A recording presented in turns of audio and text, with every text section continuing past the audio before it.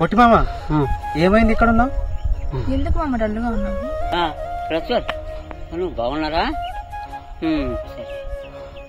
ఏమైంది మామ డల్లుగా ఉన్నావు? చూస్తుంటే ఏదో జరిగినట్టుంది, ఫేస్ లో చాలా బాధగా కనిపిస్తుంది.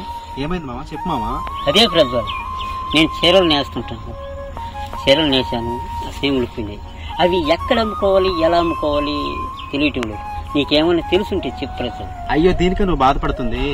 ఏం బాధపడదు మామ, దీనికి ఒక చక్కటి పరిష్కారమైన ఐడియా ఉంది. అదేంటో చెప్పనా?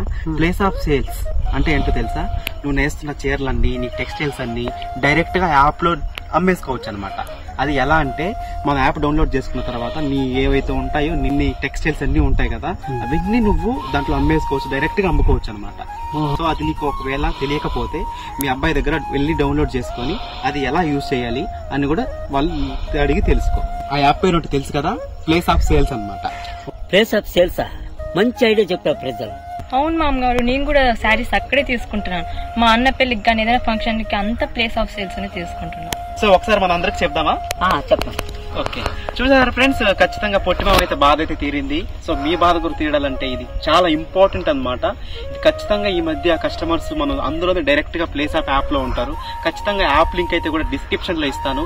ఒకసారి వెళ్ళి ఆ లింక్ ని క్లిక్ చేసి యాప్ డౌన్లోడ్ చేసుకున్నారంటే ఖచ్చితంగా మీకు సులభమైన పని దొరుకుతుంది. నా బట్టలని ప్లేస్ ఆఫ్ సేల్స్ లోని అమ్ముకుంటాను.